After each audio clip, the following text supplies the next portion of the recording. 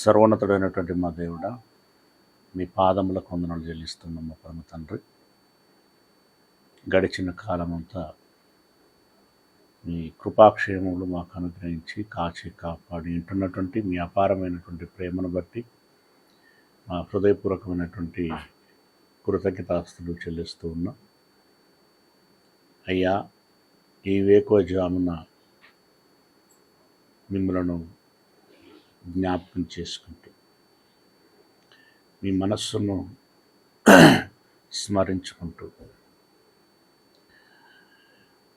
మా తండ్రి సన్నిధిలో మేమున్నామని, మా తండ్రి గారి యొక్క మాటలను మేము విని జ్ఞానాన్ని నేర్చుకోవాలని, మీ పిల్లలము అనేటువంటి స్పృహతో, సాన్నిహిత్యంతో, ఇష్టముతో మీ సన్నిధిలో కూర్చొని అయ్యా ధ్యానిస్తూ ఉంటుండగా మంచి మనోవికాసాన్ని దయచేయమని వేడుకుంటున్నాం. మానసిక ఏకాగ్రతను అనుగ్రహించమని వేడుకుంటున్నాం. మంచి ప్రశాంతమైనటువంటి హృదయంతో మీ మాటలను మేము గ్రహించుటకి సహాయాన్ని దయచేయమని వేడుకుంటున్నాం. పరిశుద్ధాత్మిక సహాయము మా అందరికీ ఉంచుమని మీ ప్రియకుమారుడు ప్రభువునైనటువంటి క్రీస్తు యేసుల వారి మహిమగల పరిశుద్ధ నామమున ప్రార్థించి విన్నపించుకుంటున్నాం మా పరమ తండ్రి. ఆమేన్. ప్రభు నామమున ప్రియులైన మీ అందరికీ శుభాభివందనలు తెలియజేస్తూ ఉన్నాను. ప్రియమైనటువంటి దేవుని వారలారా, ఈరోజు మనం ధ్యానించేటువంటి అంశము బైబిల్ పుట్టుక రహస్యము. బైబిల్ పుట్టుక రహస్యం. ప్రియులరా, బైబిలు అనగానేమి, దానిని ఎలా చదవాలి అనేటువంటి పాఠాన్ని ఇదివరకు మనం ధ్యానించి ఉంటున్నాం. ఈ దినమున అసలు ఆ బైబిలు వ్రాయబడుటకి కారణమేమిటి, ధర్మశాస్త్రము ఇవ్వబడుటకి గల కారణమేమిటి, ధర్మశాస్త్రము ప్రప్రథమముగా మోషే ద్వారా లిఖితమైంది అనేటువంటి విషయము మనకు తెలుసు. చివరగా యోహాను ద్వారా ముగించబడింది అనేటువంటి విషయమును మనకు తెలుసు. మోషే గారైనా, మధ్యలో ఉన్నటువంటి ప్రవక్తలు, బోధకులు, భక్తుల ద్వారానైనా, యోహాను ద్వారానైనా ఎందుకు వ్రాయబడింది? దేవుడు ఆదాము మొదలుకొని మోషే కాలం వరకు ఏ లిఖితపూర్వకమైనటువంటి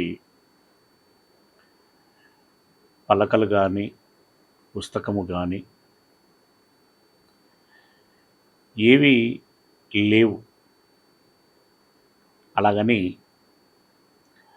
అప్పుడు దేవుడు వారికి ఏమీ చెప్పలేదా? ఏ నియమములు పెట్టలేదా అని అంటే చెప్పాడు, పెట్టాడు. కానీ నేరుగా మౌఖికంగా వారికి చెప్పటం జరిగింది. ప్రథమముగా ఆదాము అవ్వలు ఏదైనా తోటలో ఉన్నప్పుడు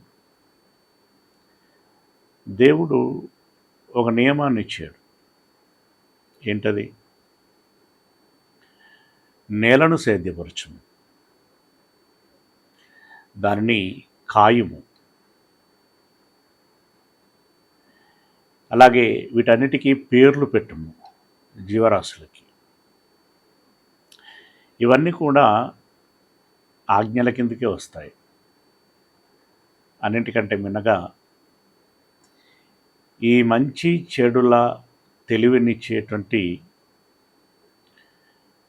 వృక్షము యొక్క ఫలములను నీవు తినకూడదు. ఇవన్నీ కూడా ఆజ్ఞల పరిధిలోనికే వస్తాయి. తదుపరి నోవహు కాలం వరకు చెప్తూ వచ్చాడు. నోవహు తదనంతరం కూడా చెబుతూ వచ్చాడు. అలా అప్పటి నుండి అపోస్తలుల కాలం వరకు ఆ పిమ్మట అవన్నీ ఈరోజు ఉన్నటువంటి మనకు తెలియపరచబడులాగున దేవుడు నానా సమయాలలో నానా విధాలుగా ఒక తండ్రిగా, ఒక అధికారిగా, ఒక దేవుడుగా తన పిల్లలైనటువంటి మన వారందరితో మాట్లాడుతూ వస్తున్నాడు. హెబ్రీలో రాసినటువంటి పత్రిక 1వ అధ్యాయము ప్రారంభ వచనం.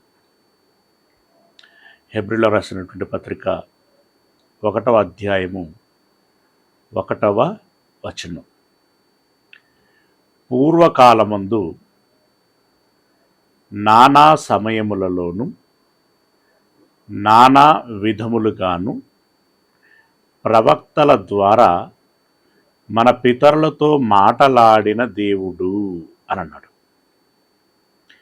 పూర్వము అంటే అప్పుడెప్పుడు ప్రారంభములో, అలాగే తదుపరి నానా సమయములలో అంటే నానా సందర్భాలలో, నానా విధములుగా అంటే రకరకాలైనటువంటి విషయాలు ప్రవక్తల ద్వారా మన పితరులతో మాటలాడాడు అని అంటున్నాడు. అంటే ఎక్కువగా ప్రవక్తలతో మాట్లాడాడు. ప్రవక్తలే ఆ రోజు ప్రత్యక్ష బోధకులుగా ఉన్నారు. ప్రవక్తలు యాజకుల రూపంలో ఉన్నారు. ప్రవక్తలు న్యాయాధిపతుల రూపంలో ఉన్నారు. ప్రవక్తలు రాజుల రూపంలో ఉన్నారు. ప్రవక్తలు వివిధ రకాలైనటువంటి వృత్తులలో ఉన్నారు. ఇప్పుడు 40 మంది రచయితల యొక్క నేపథ్యము ఏంటి, ఎలాంటిది అని అన్నప్పుడు మనం అప్పుడు తెలుసుకున్నాం. అందులో పశువుల కాపర్లు ఉన్నారు, రాజులు ఉన్నారు, అదేవిధంగా చేపలు పట్టేటువంటి వారు ఉన్నారు, ఇలా గొర్రెలను కాసుకునేటువంటి వారు ఉన్నారు. పలు విధములైనటువంటి వృత్తులలో ఉన్నటువంటి వారు ఉన్నారు. ఇలాంటి వాళ్ళందరితో దేవుడు మాట్లాడటము జరిగింది. అయితే దేవుడు నేరుగా వారితో మాట్లాడా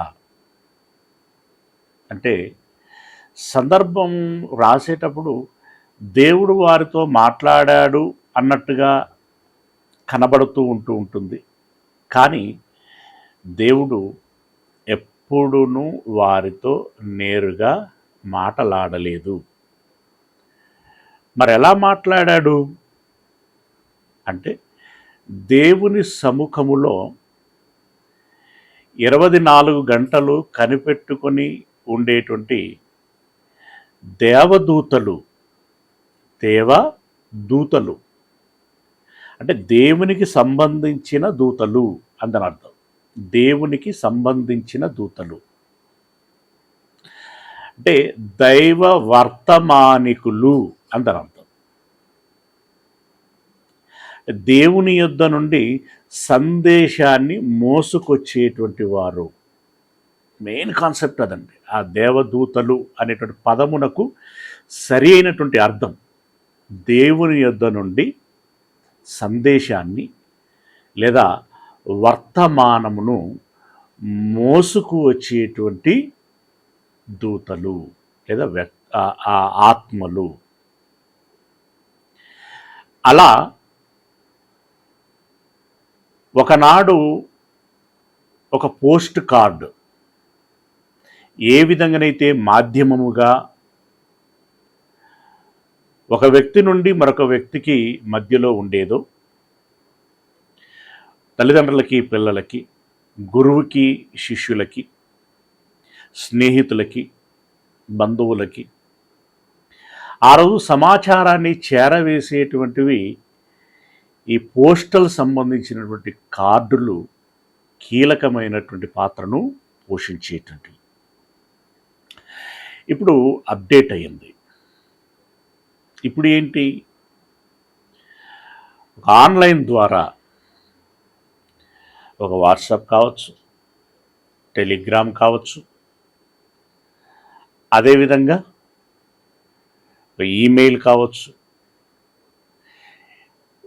తర్వాత ఫేస్బుక్ కావచ్చు, యూట్యూబ్ కావచ్చు, వీటి పేర్లు ఏమైనప్పటికీ ఒక నెట్వర్క్ ఈ ఆన్లైన్ అనేటువంటి మాధ్యమము ద్వారా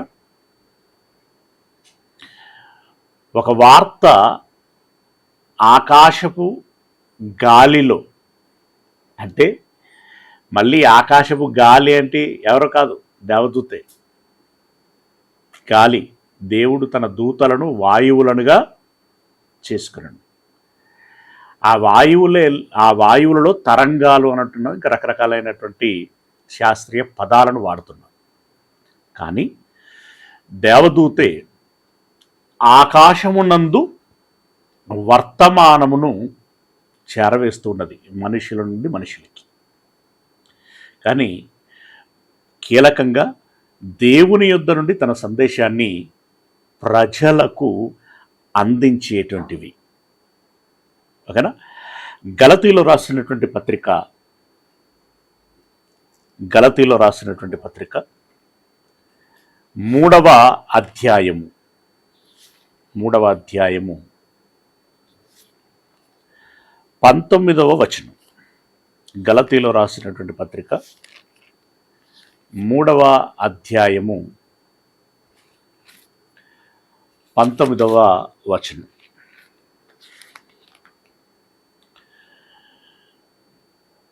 అలాగైతే ధర్మశాస్త్రము ఎందుకు రాయబడింది, ఎందుకు ఇవ్వబడింది చెప్పాను. ధర్మశాస్త్రము అనేటువంటిది ప్రారంభంలో మౌఖికంగా ఉంది. మౌఖికంగా అంటే నేరుగా మాటల రూపంలో, శబ్ద రూపంలో చెప్పటం. ఆ తదుపరి అక్షర రూపంలోనికి వచ్చింది. అది శబ్ద రూపంలో మోషే కాలం నాటి వరకు ఉంది. అక్షర రూపంలో మోషే కాలము నుండి ఉంది. అంటే మోషే కాలము నుండి శబ్దము రూపంలో ఉన్నది, అలాగే అక్షర రూపంలో కూడా ఉన్నది. ఈ శబ్దమైన అక్షరమైన ఎలా వచ్చింది, అసలు ఈ ధర్మశాస్త్రము ఎందుకు అని అన్నాడు. ఎందుకు అంటే ఇప్పుడు మన టైటిల్లోనే ఉంది, బైబిలు పుట్టుక రహస్యం. బైబిల్ అంటేనే ధర్మశాస్త్రం. దీని పుట్టుక వెనకాల ఉన్నటువంటి కారణం ఏమిటి అంటే మనిషి జన్మ ఎందుకు అన్నట్టుగా బైబుల్ ఎందుకు రాయబడింది, ఎందుకు ఏర్పాటు చేయబడింది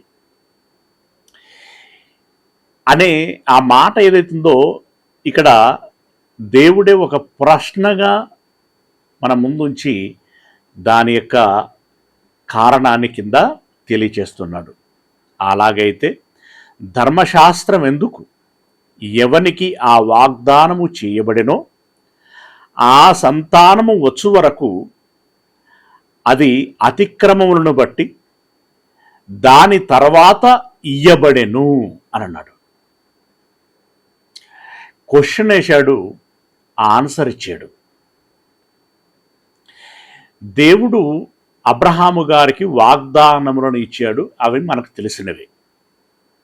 భూభాగం గురించి కావచ్చు, తన సంతానమును గురించి కావచ్చు, ముఖ్యంగా తన సంతానము ద్వారా లోకజనులందరూ ఆశీర్వదించబడతారు అనేటువంటి మాటను బట్టి కావచ్చు.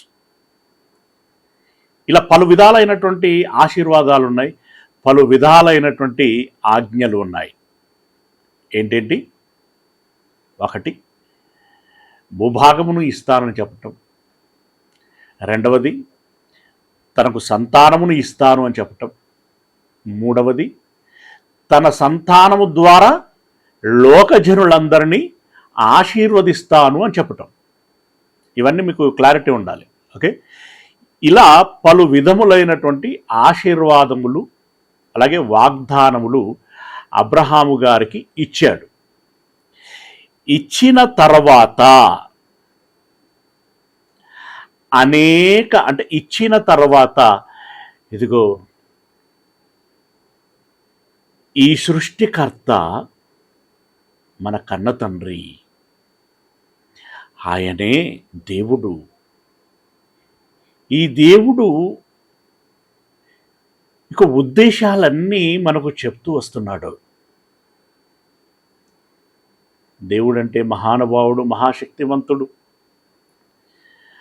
ఆయన మాటలని మనము నేర్చుకోవాలి. ఆయన సన్నిధిలో మనము జాగ్రత్తగా ఉండాలి, క్రమశిక్షణ కలిగి ఉండాలి, పద్ధతిలో ఉండాలి అనే స్పృహ ఇస్సాకు వరకు ఉంది, పర్వాలేదు. యాకోబు వరకు కూడా పర్వాలేదు. కానీ ఆ తదనంతరము దేవుని మాటను అలక్ష్యము చేస్తూ వచ్చారు. నిర్లక్ష్యము. దేవుని మాటను నిర్లక్ష్యం చేయటమే ఒక ఎత్తైతే ధిక్కరిస్తూ వచ్చారు. నిర్లక్ష్యానికి ధిక్కరణకి తేడా ఉంది. నిర్లక్ష్యం ఏంటంటే చేస్తాలేటండి, చేస్తదేవుడు అంటాడు, చేయడు. అది నిర్లక్ష్యం. ధిక్కరించడం అంటే నువ్వు చెప్పినవన్నీ చేసుకుంటుండాలా, నేను చేయను, ఏం చేస్తావో చేసుకోపో. ఇది ధిక్కరణ. ఇలా నిర్లక్ష్యం అయితేనేమి, ధిక్కరణ అయితేనేమి, ఏవైనా కానీ ఏం చేస్తూ వచ్చారు అనంటే ఇక్కడ చెప్తున్నాడు, ఎవనికి ఆ వాగ్దానము చేయబడినో ఆ సంతానం అంటే సింగిల్ వర్డ్లో చెప్పుకోవాలంటే ఇశ్రాయేలీలు అనమాట. ఈ ఇశ్రాయేలీలు వచ్చు వరకు అది అతిక్రమములను బట్టి, అంటే ఈ ఇశ్రాయేలీలు అతిక్రమమును చేయుటను బట్టి దానికి తర్వాత, అంటే అతిక్రమములు చేసిన తర్వాత వాగ్దానము ఏదైతే ఉందో ఆ వాగ్దానము నెరవేరుస్తున్న అంటే ఒక విధంగా ఇప్పుడు మనం ఇందాక చెప్పుకున్నటువంటి ఆ 3 వాగ్దానాలు ఏవైతున్నాయో అందులో 2 ప్రాముఖ్యంగా 2 నెరవేర్చిన తర్వాత, అంటే భూభాగము మరియు సంతానమును ఇచ్చిన తర్వాత, అంటే ఆ సంతానమును ఇచ్చి భూభాగమును ఇచ్చాడు కదా, సంతానమును ఇచ్చి భూభాగమును ఇచ్చాడు. ఈ భూభాగము ఇచ్చిన తర్వాత వారు అనేక రకములైనటువంటి అతిక్రమములను చేశారు. వాటిని బట్టి, అతిక్రమములు అంటే మాటను ఉల్లంఘించటం కదా. మాట అంటే ఏంటి? ఏదో సాదాసీదా మాట కాదు, అది ఆజ్ఞలతో కూడుకున్నటువంటి మాట. ఇది చెయ్యాలి, ఇది చేయకూడదు, ఇలా ఉండాలి, ఇలా ఉండకూడదు అని రకరకాలుగా చెప్పబడినటువంటి మాటలు ఏవైతే ఉన్నాయో వాటిని అతిక్రమించటాన్ని బట్టి ఈ ధర్మశాస్త్రము ఇయ్యబడెను. వాగ్దానము ఇచ్చిన తర్వాత వీళ్ళు చేసిన అతిక్రమమును బట్టి, వాగ్దానము నెరవేర్చిన తర్వాత, ఈ డిఫరెన్స్ మనకు అర్థం కావాలి. ఏదైతే వాగ్దానం ఇచ్చాడో దాన్ని నెరవేర్చిన తర్వాత ఆలోపు ఏమైంది అనంటే వీళ్ళు ఆ మాటలను ధిక్కరించడం జరిగింది. నెరవేర్పు, ధిక్కరణ. ఈ నెరవేర్పు, ధిక్కరణ జరిగిన తర్వాత ధర్మశాస్త్రము ఇవ్వబడెను అని అంటున్నాడు. ఎందుకు ఇవ్వబడింది అనంటే ఇక్కడ షార్ట్ ఆన్సర్ వచ్చేసింది. వారు ధిక్కరించారు గనుక ఇవ్వబడింది అని అంటున్నాడు. అది సరే, ఇవ్వబడ్డది. ఎవరి చేత ఇవ్వబడింది అనంటే మధ్యవర్తి చేత, దేవదూతల ద్వారా నియమింపబడెను. అంటే ఆ రోజు దేవుడికి ప్రజలకి మధ్యవర్తిత్వము నెరవేర్చినటువంటి వారు ఎవరయ్యా అనంటే దేవదూతలు అనంటున్నాడు. దేవదూతలు. అప్పుడు ఏదైనా స్వరము వినబడింది అనంటే అది దేవదూతల యొక్క స్వరం. ఆ దేవదూతలు ప్రజలతో మాట్లాడేటువంటి వారు, ప్రజలకి చెప్పేటువంటి వారు, ముఖ్యంగా భక్తులతో సంబంధాలు నెరిపేటువంటి వారు. అయితే ఈ భక్తులకి ఈ విషయాలు ఎలా తెలుసు అనంటే వారు పరలోకమునందు దేవుణ్ణి ఎప్పుడూ కనిపెట్టుకొని ఉంటారు. దేవుడు వారికి సెలవిస్తే వారు ఆ మాటలను తీసుకొచ్చి దేవుని తరపున మాట్లాడేటువంటి వారు. రైట్. ఇప్పుడు ఆ కాలములో ధర్మశాస్త్రము ఇవ్వక మునుపు, ధర్మశాస్త్రము ఇచ్చేటప్పుడు మధ్యవర్తిత్వము నెరవేర్చినటువంటి వారు ఎవరయ్యారంటే దేవదూతలు. మధ్యవర్తులు అంటే దేవునికి భక్తులకి అనుసంధానకర్తలు. ఎవరు అనంటే దేవదూతలు. దేవదూతలే మౌఖికంగా చెప్పాయి, దేవదూతలే లిఖితముగా వ్రాయబడటానికి చెప్పాయి. రైట్. ఇంతకీ ఇప్పుడు ఇక్కడ షార్ట్గా ఆన్సర్ వచ్చింది కదా, అతిక్రమములను బట్టి అని. ఇంతకీ ఏ రకమైనటువంటి అతిక్రమములు, ఏ కోవకు చెందినటువంటి అతిక్రమములు అనంటే చెప్తున్నాడు. ఏమని? తిమోతికి రాసినటువంటి మొదటి పత్రిక 1వ అధ్యాయము, తిమోతికి రాసినటువంటి మొదటి పత్రిక 1వ అధ్యాయము 8వ వచనములో నుండి, మొదటి పత్రిక 1వ అధ్యాయము 8వ వచనము నుండి, అయినను శ్రీమంతుడగు దేవుడు నాకు అప్పగించిన ఆయన మహిమగల సువార్త ప్రకారము. శ్రీమంతుడగు దేవుడు నాకు అప్పగించిన ఆయన మహిమగల సువార్త ప్రకారము ధర్మశాస్త్రము ధర్మ విరోధులకును అవిధేయులకును అని అన్నాడు. అంటే ఇప్పుడు సింపుల్గా స్వీట్ అండ్ షార్ట్గా మనం మాట్లాడుకుంటే అసలు ఎందుకు ఈ బైబిల్, ఎందుకు ఈ 66 పుస్తకాలు? వీటిని బోధించటము, మనం వినటము, వీటిని చదవటము, అభ్యాసం చేయటము, జ్ఞాపకం ఉంచుకోవటము, ఇప్పుడు నేను చేసేటువంటి ప్రతి పని ఈ వాక్యానుసారంగా ఉందా లేదా, క్షణం క్షణం దాంతో గమనించుకోవటము ఇంత రిస్క్ ఎందుకు నాకు అనంటే, ఎందుకయ్యా అని అన్నప్పుడు నిజానికి దేవుడు ఇంత పెయిన్ లేకుండా మనము మన ఇంటిలో మన పిల్లలకి నేరుగా ఎలా చెబుతామో అలా చెప్పబడినటువంటి కాలము ఉంది. ఏదైనా తోటలో మొదలుకొని అవి చెప్పినట్లుగా జ్ఞాపకం ఉంచుకొని ఇక తదుపరి జీవితంలో ఆ ప్రకారంగా ఉంటే గనుక ఈ ధర్మశాస్త్రము బోధించబడటం, ప్రత్యేకంగా వ్రాయబడటం అనేటువంటిది జరిగేది కాదు. అసలు బైబిలే ఉండేది కాదు.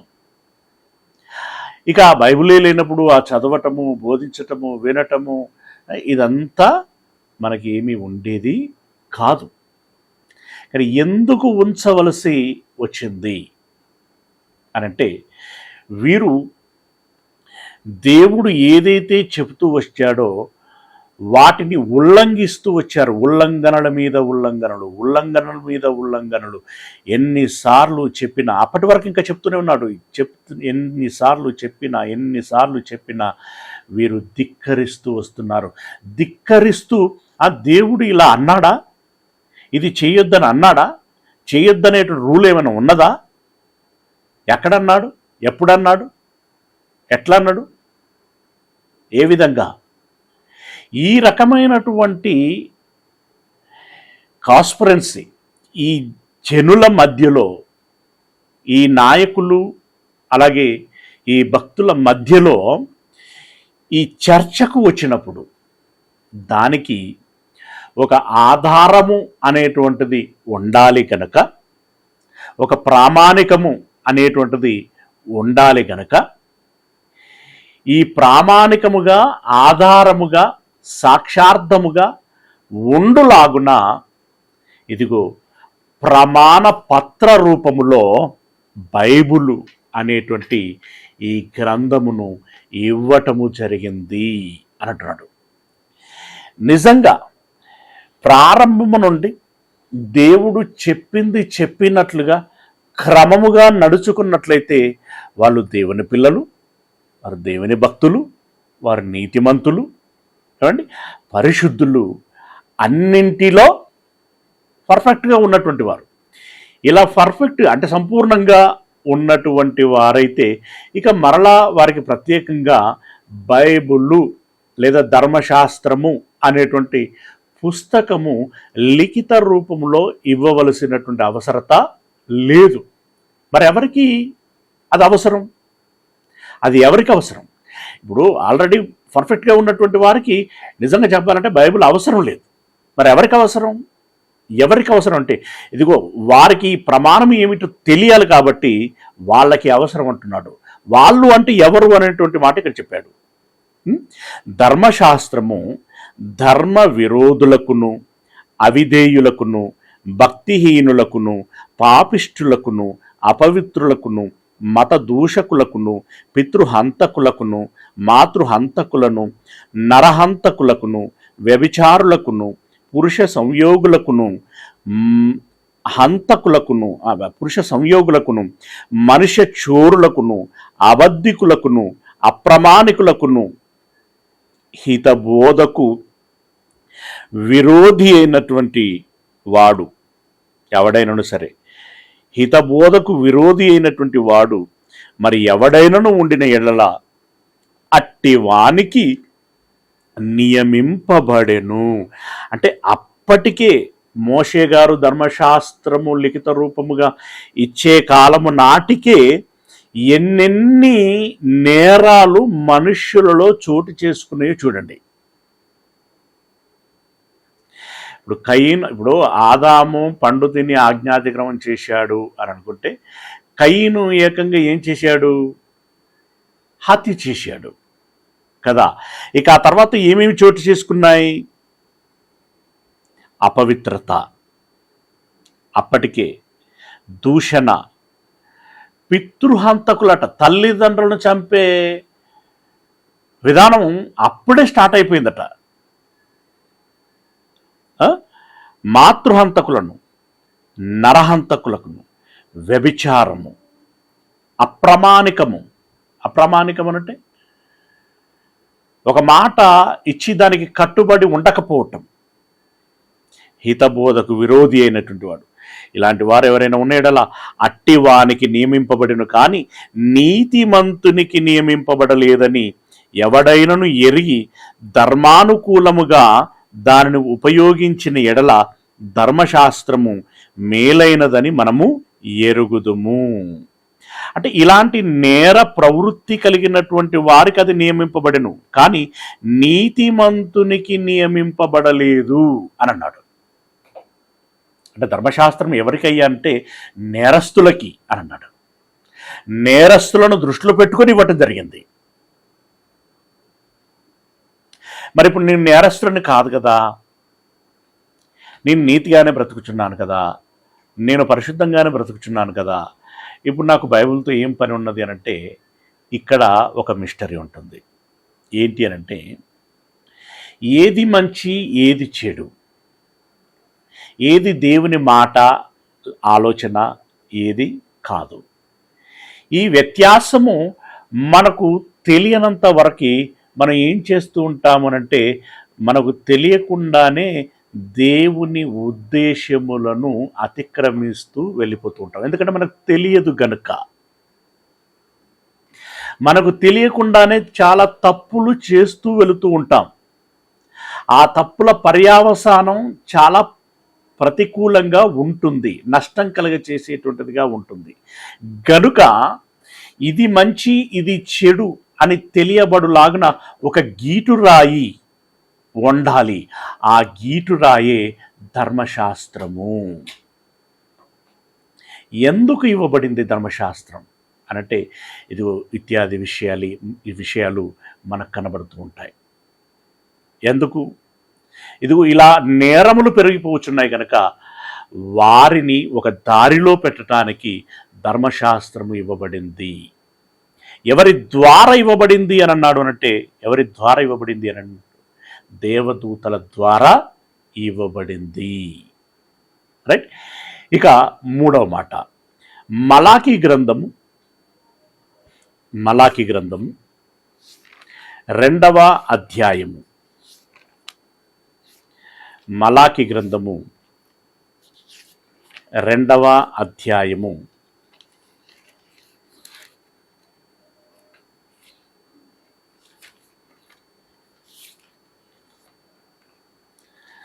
ధర్మశాస్త్రము ఎందుకు ఇవ్వబడింది అనేటువంటి దాంట్లో పరోక్షంగా చాలా విషయాలు ఉన్నాయి. ప్రత్యక్షంగా ఇది ఇలాంటి మాటలు మనకు రాసి ఇవ్వటం జరిగింది. 5వ వచనం మలాకీ గ్రంథము 2వ అధ్యాయము 5 అలాగే 6. నేను చేసిన నిబంధన మీన్స్ ధర్మశాస్త్రం, ఆజ్ఞ, నేను చేసిన నిబంధన వారి జీవమునకును, వారి జీవమునకంటే వారి బ్రతుకుకు, వారి భవిష్యత్తుకు, వారి జీవమునకును, వారి బ్రతుకు భవిష్యత్తు అన్నట్టు ఏదో బ్రతకటం కాదు, సమాధానపూర్వకమైనటువంటి బ్రతుకు బ్రతకాలి. ఆ బ్రతుకు సమాధానపూర్వకంగా ఉండాలి, అంటే బాగుండాలి, మంచి బ్రతుకై ఉండాలి. జీవమునకును సమాధానమునకును కారణమాయెను. వావ్.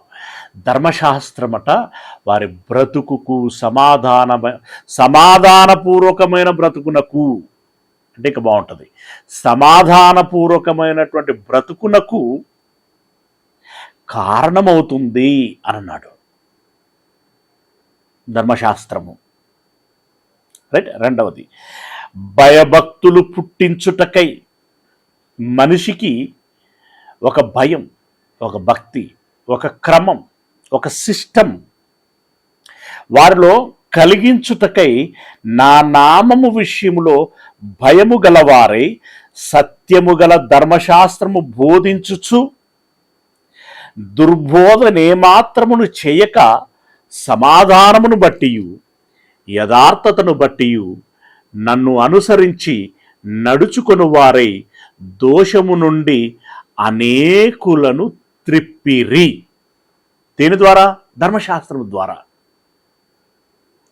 ధర్మశాస్త్రము ద్వారా దోషముల నుండి అనేకులను త్రిప్పిరి అంటే త్రిప్పబడిరి. ధర్మశాస్త్రమును బోధించటం ద్వారా. ఎందుకు?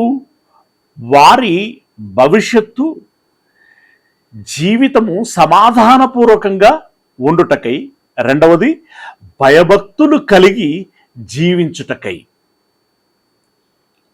లేదా ఇలా కూడా రాసుకోవచ్చు, భయభక్తులు కలిగి జీవించి సమాధానపూర్వకమైనటువంటి జీవితాన్ని పొందుకోవటం కోసం ధర్మశాస్త్రము ఇవ్వబడింది. ఇవ్వబడింది మీన్స్ ధర్మశాస్త్రము అలా పుట్టింది, ఆ కోణములో పుట్టింది, ఆ కోణములో ఇవ్వబడింది. మనం చాలా డెప్త్ అయినటువంటి అంశాన్ని ఆలోచిస్తున్నాం. మనం ధర్మశాస్త్ర పుట్టుక రహస్యం ఎందుకు పుట్టింది,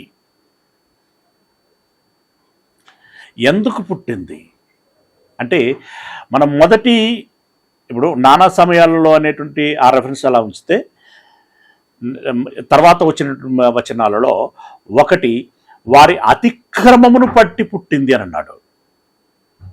రెండవది ఈ దుర్నీతిమంతులు ఎవరైతే ఉన్నారో అలాంటి వారి కోసం నేను ధర్మశాస్త్రము ఇవ్వటం జరిగింది అని అన్నాడు. మూడవది ఏమన్నాడంటే వారికి భయభక్తులు పుట్టించుటకై సమాధానపూర్వకమైనటువంటి జీవితాన్ని ఇవ్వటము కోసము నేను ధర్మశాస్త్రాన్ని వారికి ఇచ్చాను అని కుల్లాగా చెప్పేశాడు, ఓపెన్గా చెప్పేశాడు. రైట్. ఇక ఇక్కడ సాధారణంగానే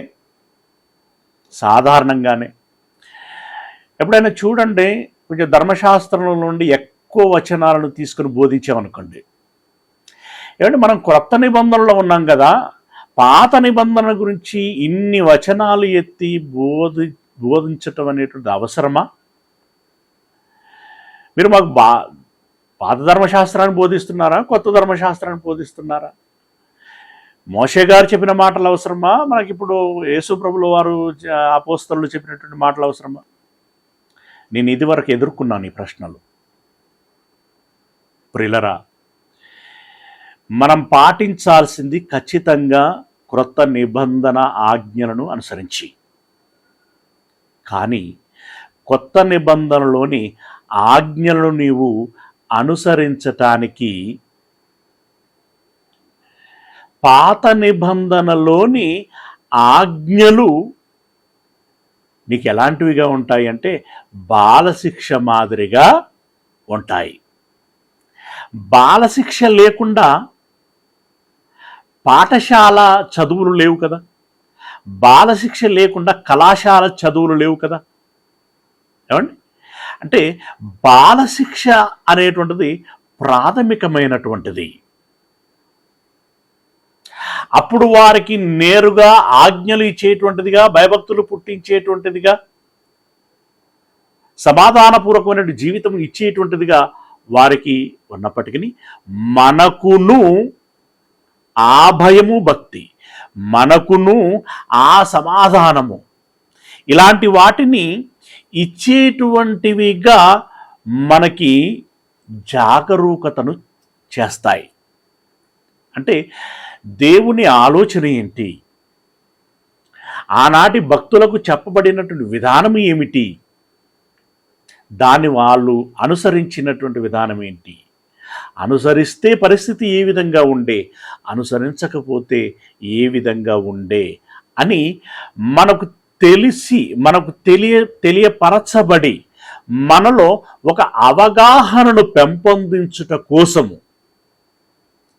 ఆ ధర్మశాస్త్రము మనలను కూడా దృష్టిలో పెట్టుకొని ఇవ్వబడింది. మనలను కూడా దృష్టిలో పెట్టుకొని ఇవ్వబడింది. ఎందుకంటే అవన్నీ కూడా క్రొత్త ధర్మశాస్త్రమునకు ఏమై ఉన్నవి? ఛాయయై ఉన్నవి అనేటువంటి విషయం మనకు చెప్పబడింది. కనుక ఈ ధర్మశాస్త్రం ఈనాడు ఉన్నటువంటి వారికి కూడా ఏ విధంగా ఉపయోగపడుచున్నది అనంటే చెప్పాడు. కొరింథీయులో రాసినటువంటి మొదటి పత్రిక 10వ అధ్యాయము, కొరింథీయులో రాసినటువంటి మొదటి పత్రిక 10వ అధ్యాయము 11వ వచనం. మొదటి పత్రిక 10వ అధ్యాయము 11వ వచనం. ఈ సంగతులు దృష్టాంతములుగా వారికి సంభవించి, అంటే నీతిగా బ్రతికినటువంటి వారికి ఆశీర్వాదములు కావచ్చు, ఈవులు కావచ్చు, మేలులు కావచ్చు, రకరకాలైనటువంటి ఐశ్వర్యములు కావచ్చు, దీవెనలు, ఇవేవైతే ఉన్నాయో అవి ధర్మశాస్త్రంను అనుసరించి జీవించకపోవటం మూలంగా వచ్చినటువంటి శాపాలు, ఆ శాపాల యొక్క పర్యవసానంగా బ్రతుకులోని దుస్థితులు, వారు ఎలాంటి కష్టాలని, నష్టాలని, ప్రమాదాలని అనుభవించవలసి వచ్చింది. వింటే ఎలాగుండే, వినకపోతే ఎలాగుండే, దాన్ని గమనించుకునేలాగున. ఓహో, వింటే ఇలాగుంటుందన్నమాట, వినకపోతే అంత భయంకరంగా ఉంటుందన్నమాట. ఇది తెలుసుకొని మనసులో పెట్టుకొని ఇప్పుడు నేనేం చెయ్యాలి అనేటువంటి జ్ఞానోదయం కలిగించులాగునా, ఒక జ్ఞానోదయం కలిగించులాగున్నా. ఇప్పుడు నీకు ఒక కొత్త విషయం చెప్పబడుచున్నదంటే ఇప్పుడు నేను ఈ విషయాన్ని పాటించాలా? పాటించకపోతే ఏమైనా నష్టమా? పాటించడం మూలంగా ఏమైనా వచ్చేది ఉందా? ఇది నువ్వు నిర్ణయించుకోవటం కోసం, ఇది నీవు నిర్ణయించుకోవటం కోసం పాత ధర్మశాస్త్రము అనేటువంటిది ఎవరి కోసం ఇవ్వబడిందో వాళ్ళ జీవితాలను మన ముందు పెట్టుట కోసము ధర్మశాస్త్రము అలాగే చరిత్ర మన ముందు పెట్టి మనలో ఈ రకమైనటువంటి జ్ఞానోదయాన్ని కలిగించటం కోసము ఈ ధర్మశాస్త్రం ఇవ్వబడింది అంటున్నాడు. మళ్ళీ చదువుతున్నాను.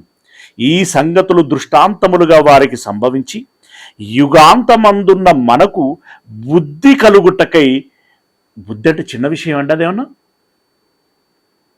అసలు మనిషికి కావాల్సింది ఏంటి? బుద్ధి. మనిషికి కావాల్సింది జ్ఞానం, మనిషికి కావాల్సింది తెలివి, మనిషికి కావాల్సింది వివేకం. ఇవన్నీ పుట్టించేటువంటి బుద్ధి కలుగు నిమిత్తము వ్రాయబడెను అని అన్నాడు. ఎందుకు పుట్టింది ధర్మశాస్త్రం? మనకు బుద్ధి కలుగుటకి పుట్టింది, లేదా మనకు బుద్ధి కలుగుటకు వ్రాయబడింది. రైట్. 15వ అధ్యాయం రోమపత్రిక 15వ అధ్యాయము 4వ వచనము. రోమపత్రిక 15వ అధ్యాయము 4వ వచనం. ఎలయనగా ఓర్పు వలనను లేఖనముల వలని ఆదరణ వలనను మనకు నిరీక్షణ కలుగుటకై,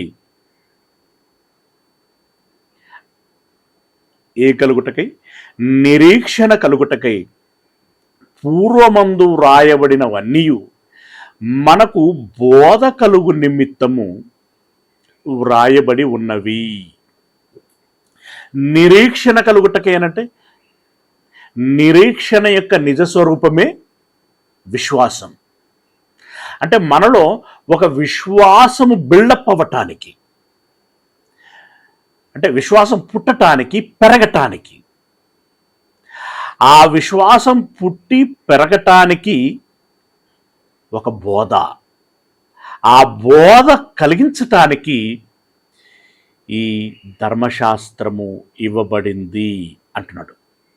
పూర్వమందు వ్రాయబడిన అంటే దాని అర్థం ఏంటంటే, పూర్వమందు వ్రాయబడిన అంటే దాని అర్థం అదే. పూర్వమందు వ్రాయబడినటువంటి పుస్తకం మనకు ఎందుకు ఇవ్వబడింది? ఒకటి బుద్ధి కలుగు నిమిత్తమునన్నాడు, రెండవది ఇక్కడ నిరీక్షణ కలుగులాగున్న బోధపడటానికి వ్రాయబడింది అని అంటున్నాడు. చిన్న చిన్న మాటలే, కానీ లోతైన మర్మము. ధర్మశాస్త్రం ఎందుకు ఇవ్వబడిందంటే ప్రారంభం నుండి చెప్పబడినటువంటి మాటలు, అందులోని పలుకులు మనం రోజు మాట్లాడుకునేటువంటి పలుకులే, పదాలే. కానీ ఆ పదాల మాటున దాగి ఉన్నటువంటి లోతైన సంగతి మనం గమనించగలగాలి. రైట్. ఇప్పటి వరకు చెప్పబడినటువంటి వర్షన్ అంతా కూడా పాత నిబంధన ఎందుకు ఇవ్వబడింది అనేటువంటి వర్షనే వచ్చింది. మరి తదనంతరం కొత్త నిబంధన ఉంది కదా, కొత్త నిబంధన, నూతన నిబంధన. ఈ నూతన నిబంధన ఎందుకు ఇవ్వబడింది? నూతన నిబంధన ఎందుకు ఇవ్వబడింది అనంటే యోహాను సువార్త 20వ అధ్యాయము, యోహాను సువార్త 20వ అధ్యాయము 31వ వచనము. యోహాను సువార్త 20వ అధ్యాయము 31వ వచనము. యేసు దేవుని కుమారుడైన క్రీస్తు అని మీరు నమ్మునట్లును, నమ్మి ఆయన నామమందు జీవం పొందునట్లును ఇవి వ్రాయబడెను అని అన్నాడు. యేసు ప్రభుల వారు మన రక్షకుడని నమ్ముటకై, ఆ తర్వాత నమ్మిన వారు నిత్య జీవం పొందుటకై ఇవి వ్రాయబడెను అని అన్నాడు. నిత్య జీవం పొందుటకై వ్రాయబడెను. వర్తించాలి. ఇక ఇప్పుడు మనం ఇందాక మాట్లాడుకున్న సందర్భంలో జ్ఞాపకం చేసుకున్నాం, ధర్మశాస్త్రము బాలశిక్షకుడిగా ఉండెను. మనకు గలతీ పత్రికలో ఉంటుందన్నమాట. ఒకసారి చూసే ప్రయత్నం చేద్దామా?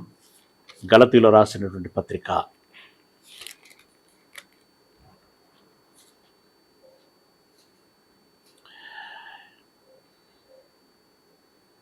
24వ వచనం.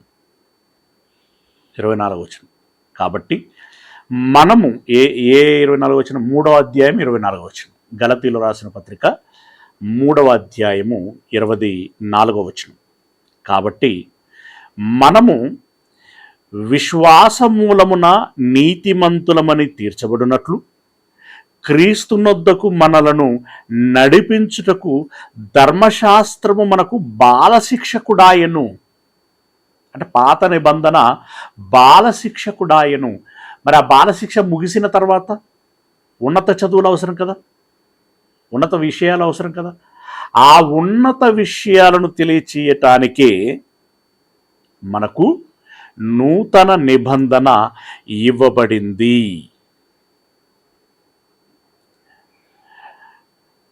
అయితే విశ్వాసము వెల్లడి ఆయను గనుక ఇక బాలశిక్షకుని క్రింద ఉండము. యేసుక్రీస్తునందు మీరందరూ విశ్వాసం వలన దేవుని కుమారులై ఉన్నారు అని ఈ ధర్మశాస్త్రమును మనము దాటి మరో నూతనమైనటువంటి శాస్త్రాన్ని నేర్చుకొని అవలంబించాల్సినటువంటి వారమై ఉంటున్నాము. అవునా? అవును. అలాగనే కొరింథీయులకు రాసినటువంటి పత్రికలో ఒక మాట ఉంటుంది. ధర్మశాస్త్రము దేనికి సంపూర్ణతను కలగచేయలేదో, దేన్ని బట్టి ఆ ధర్మశాస్త్రము మనము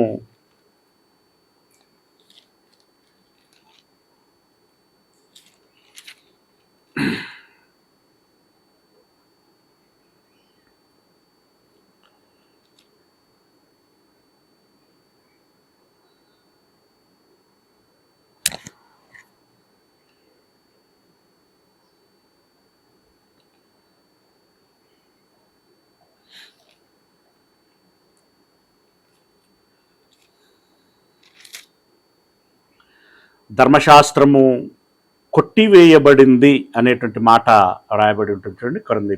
మన కొరింథీ పత్రికలో మీరు జ్ఞాపకం ఉన్నటువంటి వారు ఫనీరా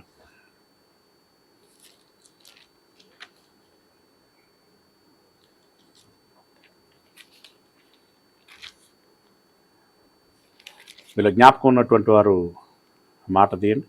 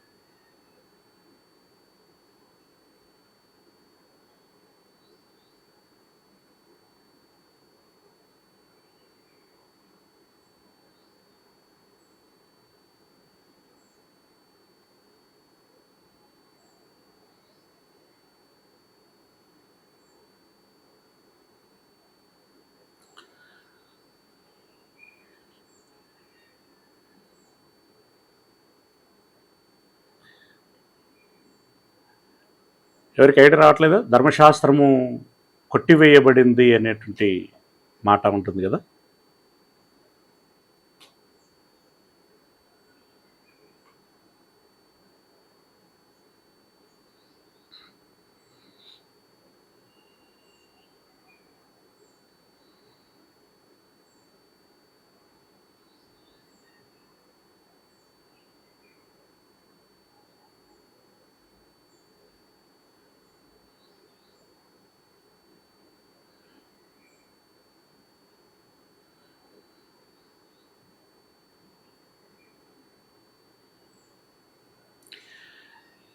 కొరింథీలో రాసినటువంటి 2వ పత్రిక 3వ అధ్యాయం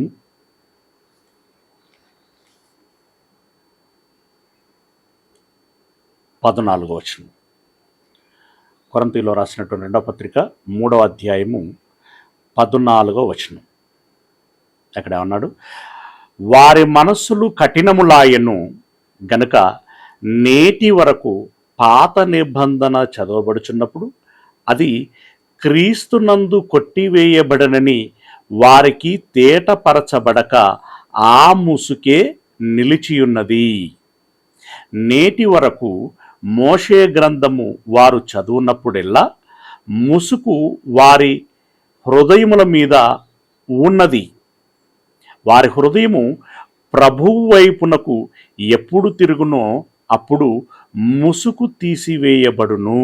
అంటే ఆ ధర్మశాస్త్ర శకము, ఆ కాలము ముగియబడింది, కొట్టివేయబడింది. మీన్స్ ఇప్పుడు ఆ ధర్మశాస్త్రాన్ని పాటించాల్సినటువంటి వారముగా ఆ ధర్మశాస్త్రం క్రింద మనము లేము అని అంటున్నాడు. ఆ ధర్మశాస్త్రం క్రింద మనము లేము. మరి ఇప్పుడు ఎక్కడికి వచ్చాము? నూతనమైనటువంటి ధర్మశాస్త్రము క్రిందిలోనికి వచ్చాము. ఓకే, అది ఏంటి, ఎలా అనేటువంటి విషయాన్ని మనం చూస్తాం. మొత్తానికి ధర్మశాస్త్రము, నూతనమైనటువంటి ధర్మశాస్త్రం కిందలోనికి వస్తాం. ఇప్పుడు ఈ ధర్మశాస్త్రము ఓకే ఎందుకు, ఎలా ఇవ్వబడింది అనేటువంటిది మనం చూసాము. ఇప్పుడు ఇక్కడ కొట్టివేయబడింది అనేటువంటి మాటను మనం చూసాం. ఇప్పుడు మనకు కావలసింది ఏంటంటే అది ఎందుకు కొట్టివేయబడింది, అది చేయలేకపోయింది ఏంటి, క్రొత్త నిబంధన ఎందుకు ఇవ్వబడింది, అది చేయగలిగేది ఏమిటి, లేదా అది చేయగలుగుచున్నది ఏమిటి అనేటువంటి విషయాన్ని రేపటి విషయంలో మనం తెలుసుకునేటువంటి ప్రయత్నం చేద్దాం. రైట్, ఇప్పటి వరకు పాత ధర్మశాస్త్రం మేరకి మనం ఆలోచించాం. ఎందుకు అది ఇవ్వబడింది, ఎందుకు ఇవ్వబడింది, అది ఎలా అంకురార్పణ జరిగింది, అంటే ఎలా పుట్టింది, ఎవరి ద్వారా అది అనుగ్రహించబడింది అనేటువంటి విషయాన్ని మనం గమనించాం. మరి రేపటి దినమున నూతన నిబంధనకి సంబంధించినటువంటి విషయం, అలాగే ఇంకా దీని పూర్వపరాలు ఏవైతే ఉన్నాయో వాటిని గురించి తెలుసుకునేటువంటి ప్రయత్నం చేద్దాం. ప్రార్థన చేసుకుందాం. సర్వోన్నతుడైనటువంటి మా పరమ తండ్రి, మీ పాదములకు వందనాలు దేవ. అయ్యా, ఇప్పటి వరకు మీ మాటలను ధ్యానించి ఉంటున్నాం. విన్న మాటల్లో ఏది కూడా నిష్ప్రయోజనం కాకుండా మరవబడక మా హృదయంలో నాటబడి అది ఫలించి మంచి మేలులను, ప్రయోజనాలని మాకు అందించేటువంటి విధంగా దీవించండి. ఆ ఫలములను మాకు అనుగ్రహించుమని వేడుకుంటూ, ఇదిగో మమ్మల్ని మేము మీ పాద సన్నిధిలో మీకు అప్పగించుకుంటున్నాం. మమ్మల్ని దీవించండి, ఆశీర్వదించండి. మాకు కావలసినటువంటి సకల క్షేమములను దయచేయమని వేడుకుంటున్నాం. అనుదిన బ్రతుకును మాకిచ్చి ఆయుష్ మేరకు బ్రతికించండి. ఆ ఆయుష్లో మేము నేర్చుకోవలసింది నేర్పిస్తూ, జరిగించాల్సింది జరిగించగలుగులాగున శక్తిని, ఊతముని ఇస్తూ, సంపూర్ణమైనటువంటి వ్యక్తిత్వం కలిగినటువంటి వారముగా బ్రతికి మీ సంకల్పాన్ని నెరవేర్చి మీరివ్వబోయేటువంటి సమాధానపూర్వకమైనటువంటి భవిష్యత్తును, నిత్య జీవాన్ని పొందుకోగలిగేటువంటి సహాయం దయచేయమని వేడుకుంటున్నాను తండ్రి. మరి మీ పిల్లలు ఈ దినమున ఏ ఏ పనులలో ఉండబోతున్నారో, ప్రయాణాలలో ఉండబోతున్నారు, ఆ పనులలో, ప్రయాణాలలో మీరు తోడై ఉండి వారి పనులను పూర్తిగా నెరవేర్చుకోగలిగి మంచి ఫలితాలను పొందుకోవటానికి సహాయం దయచేయమని వేడుకుంటూ, మమ్మల్ని అందరినీ మీ చేతులకు అప్పగించుకుంటూ, మీ ప్రియకుమారుడు మా ప్రభువునైనటువంటి క్రీస్తు యేసుల వారి మహిమగల పరిశుద్ధ నామమున ప్రార్థించి విన్నపించుకుంటున్నాం మా పరమ తండ్రి. ఆమేన్. మన దేవుని ప్రేమ, యేసయ్య కృప, పరిశుద్ధాత్మిక అన్యోన్య సహవాసము, సహాయము దేవుని సన్నిధిలో ఉన్నటువంటి మనందరికీ, దేవుని యొక్క ఉద్దేశ్యము ఏదైతే ఉంటున్నదో దానిని సంపూర్ణ అవగాహన చేసుకొని,